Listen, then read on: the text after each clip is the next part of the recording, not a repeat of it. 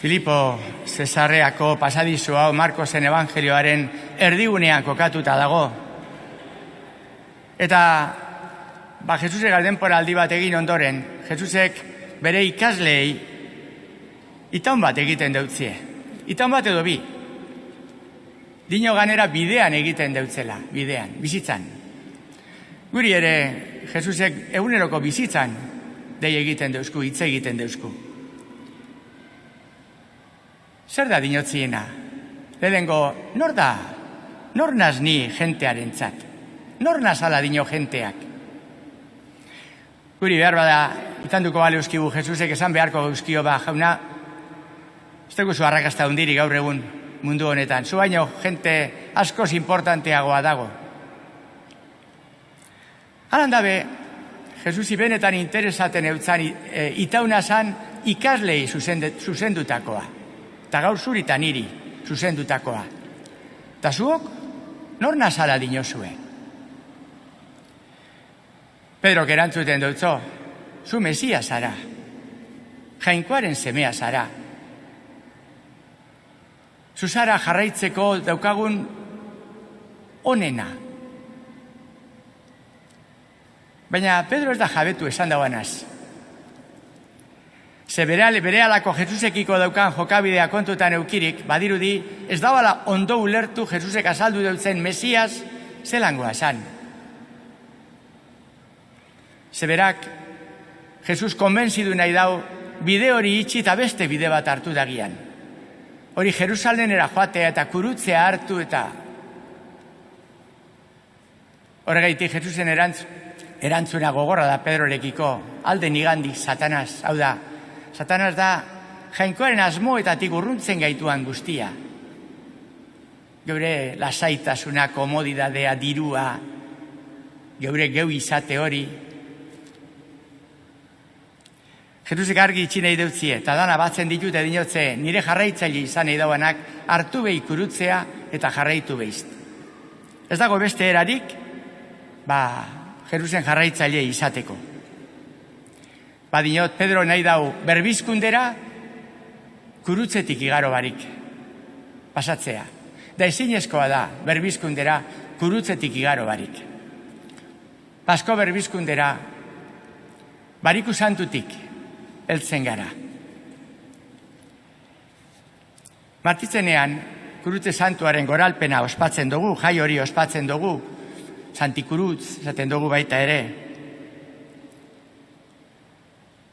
Kurutzearen zatia leku askotan dagozala esaten dabie, hor Liebanan eta munduan toki askotan dagoz kurutzearen zatiak esaten da benez.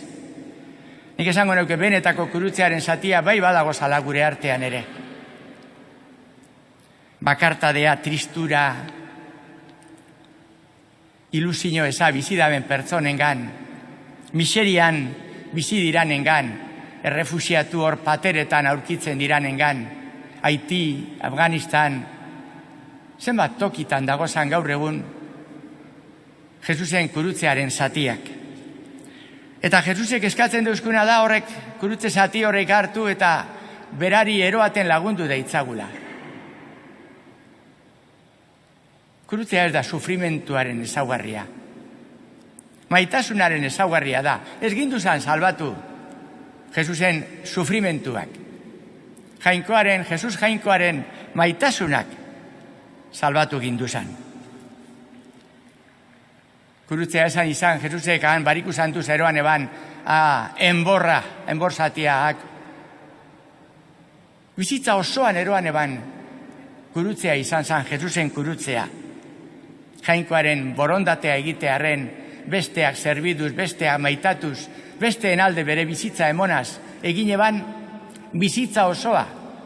Hori zan, Jesusek eroan eban kurutzea. Horixe da egiten dauzkun gonbidapena guri ere. Kurutzea hartu eta jarraitu deitzagula. Zerbitzuaren kurutzea hartu, barkamenaren kurutzea hartu, maitasunaren, solidaritzaren kurutzea hartu, eta jarraitzea. Eta bide hau da bakarrik gainera bizitzara garoa zena.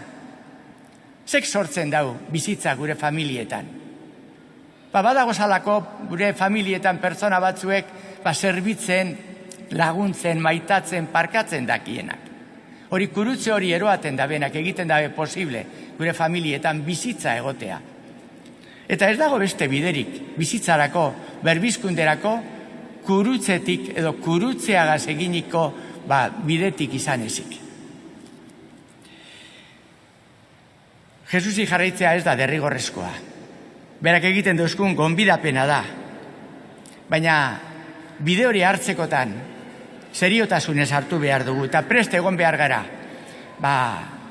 bide batzuk albo batera itxi, eta kurutzearen bide hori hartzeko. Maitasunaren, justiziaren, bakearen, kurutze hori hartu, eta era horretara, bera nahi dauan, erreinua, bizitza, mundua, eraikitzen alegintzea. Gauza bat, eta honetaz jabetu behar gara. Berbizkunderako bidea kurutzetik igarotzen dala. Ez dago atajurik. Pasko berbizkundera, Bariku Santuko kurutzetik igarotzen da.